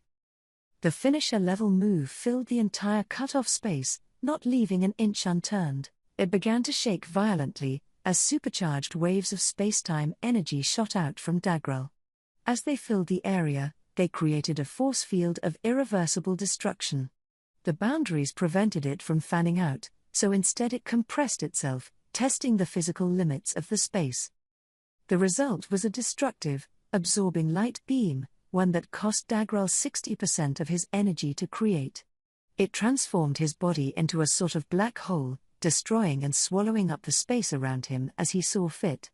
The friction in the air this generated created a blinding light that bubbled out from the isolated dimension. It was a sight as fantastical as it was terrifying. Anyone exposed to this overwhelmingly high-density energy interference wouldn't be able to survive. They'd just be deconstructed and fed into the insatiable body of Dagrel. Ah ha ha ha ha ha ha. You were too proud, Veldora. I don't need to identify your main body at all. I can just erase all your bodies at the same time. Dagral couldn't help but laugh. This move was the perfect offense and defense in one, refilling his energy the moment he used it. Most of that absorbed energy, however, was taken up by ensuring Dagral's survival after tapping into such a magical expensive skill. He'd have been blown away as well otherwise. Quasar break, through its multiple stages of expansion and compression, creates energy on a level hard to imagine. Failing to control it correctly could result in the whole thing blowing up in Dagral's face. It was obviously a one-time skill, not something he could fire off in rapid succession, but once he launched it, victory was guaranteed. Veldora put up a great strategy, but even he was powerless against this almighty violence. Dagral was positive that he had obliterated Veldora, and now he was free to see the results unfold. The fallout from Quasar break quickly destroyed the isolated dimension. He nimbly absorbed it, returning himself to his original dimension. All that remained were the faint afterimages of the energy field that had so twisted and warped at enclosed space. They dissipated over time, fading into the air until all was back to normal, the evidence of the untold destruction that just took place, something nearly impossible for anyone to explain in mere words. Those who saw it in action immediately knew just how dangerous a move like this was. There was no way anyone in this world could survive such a skill. Veldora must have been broken down within the isolated space, caught in its collapse and disintegrated. Perhaps, as a true dragon, he would revive at some point, but that would be another Veldora, well into the future. This Veldora would never exist again, and by that standard, Dagral had won the battle. That is how it should have been recorded, but that jolly voice echoed once more. Oof. Wow, that was really dangerous. Dagral's eyes burst open. He was sure he was just hearing things. You're kidding me. You took that and lived to tell the tale? He couldn't help but shout. It was just too unthinkable a situation. He hadn't used Quasar break against even Veldenava. It was still too far out of his control back then, only now had he gained mastery of it and turned it into his ace in the hole. It was his strongest of moves, one he unleashed with the full intent of destroying Veldora. His current alarm was thus fully understandable. Anyone hit with it would be destroyed. There was no escaping it, not in that isolated space. Veldora somehow surviving that was simply impossible. But here he was, alive and well. What did you do? Dagral asked him. K.H. K-qua ha ha ha ha. This much is like a passing breeze to me. He couldn't have been faking it more. Upon closer inspection, Veldora was definitely not all right. His twin pairs of wings were torn and battered, and there was a black mist steaming out from the assorted wounds across his body. Those were the magicules he was losing, thanks to lacking the energy needed to maintain his existence. It was a dire situation for a spiritual life form to be in, a real nightmare for races like demons. In fact, he was one step away from death back there. He had used Nyarlathotep's control probability skill to deftly lower his survival probability to a bare minimum, just barely escaping the destructive energy that threatened to take him. He dodged those waves, in effect, by letting them run right through his body. It may have worked, but it exacted a heavy toll. All his replications were gone, and the main body was in less than stellar shape. Bringing a true dragon like Veldora to this point said everything that needed to be said about Quasar break's awesome fury. The Veldora of the past would definitely have been destroyed by it. Care for another shot of it, then? Said Dagral. What? Veldora knew it was an idle threat, but it still made him visibly twitch. So Dagral's ultimate finisher was foiled. He had little energy left, and Veldora was beaten up badly. Any ill-advised move right now could finish the fight, so neither side was eager to act. They had a stare down as they pondered what to do next. The next one's gonna suck, isn't it? Veldora had reason to think so. He hadn't fully recovered from that last attack, so the next one was bound to do him in. However, part of him also figured there wouldn't be a next one. He was almost down for the count, but so was Dagral probably. He didn't look hurt on the outside, but he must have expended a huge amount of energy just now. The question was just how close to total exhaustion each side was. If you could truthfully compare the two of them, who was better off right now? Veldora tried to size himself up. He was losing magicules through the wounds on his body, but that was deliberate. All that training in the labyrinth had taught him more than a few crafty moves by now. Quasar Break dealt him more damage than expected, but it still wasn't lethal. Instead, he was just acting like he had one foot in the grave, trying to dupe Dagrel into thinking he was much worse off than he actually was. Xion and Luminous had used him to refill their energy earlier, but that, too, was part of his pre-calculations. Put all that together, and he estimated that his remaining energy was a little under 50%. I sure burned through a lot, but it's going the way I planned it. Dagrel and Veldora were evenly matched. Dagrel's estimated existence points were over 110 million, while Veldora's were just under 90 million. That seemed like a pretty cut and dried difference, but with Nyarlathotep on his side, Veldora appeared to be pushing his opponent pretty hard. He was pushing, but he still lacked a decisive move against him. No matter what he tried, it'd be tough to make it hit home against Dagrel's near-infinite resistance.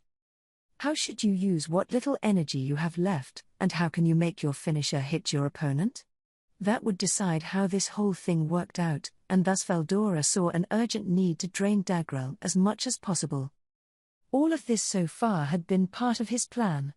Even that mindless barrage of attacks earlier was designed to make Dagrel more assured of his advantage. He'd make Dagrel fearful of his skills and convince him that he wanted to make this into a battle of endurance and clever strategy. That way, he predicted, Dagrel was bound to break out a be-all, end-all move to wipe him out in one hit, and that bet paid off. Dagrel busted it out, and it drained him. In Veldora's mind, Dagrel was just as energy-poor as he was right now, if not worse. And he was correct. Dagrel had expended just under 70% of his energy, putting his total count at a smidge under Veldora's. Not only did the bet work, it had turned the tables on the fight. Dagrel's natural energy advantage was now a thing of the past. It's all fine and good now that it worked, but it sure wasn't the safe approach, no. The memory of Quasar Break's fury made Veldora shudder. The chances of him surviving something like that were extremely low, and he swore to himself that he'd never take a bet that dangerous again. Of course, even if the bet didn't pay off, he could always have Rimuru resurrect him. That slime didn't seem to be in this dimension at the moment, but he hadn't been destroyed or anything like that. Veldora just knew. If Rimuru really was gone, Veldora would have been deeply affected as well. And if I can be revived anyway, there's nothing to fear, no matter how insane the bet is. Qua ha ha ha. This was the reason Veldora felt safe in telling Dagrel that he could never beat him. Victory was guaranteed, so even the most dangerous approach wasn't anything to sweat over. That was the thought he had, and now that it was proven to work, Veldora couldn't be more in his element right now. So he laughed loud and hard to himself, ensuring that this more malicious side of him didn't bubble up to the surface.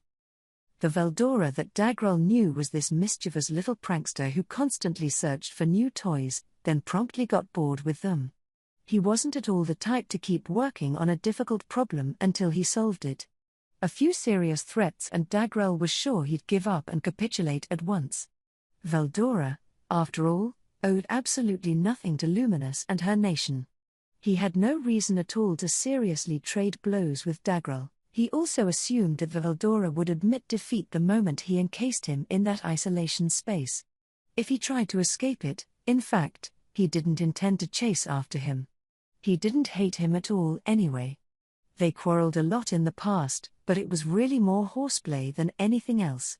Killing Veldora was the last thing on his mind, so he actually would have been much happier if he fled for him. But Veldora stood strong, and if he was in that much of a hurry to be annihilated, Dagrel wasn't afraid to break out his surefire killer skill. But Veldora took it without blinking, and it was impossible for Dagrel to understand why. So he spoke up. Why? Why did you have to expose yourself to all this danger? Taking a direct hit from quasar break puts you at serious risk of being destroyed. Back in the day, you absolutely would have opted to run away from that. Veldora nodded. I wouldn't call it running away so much as changing course. The word flee isn't even in my dictionary, after all.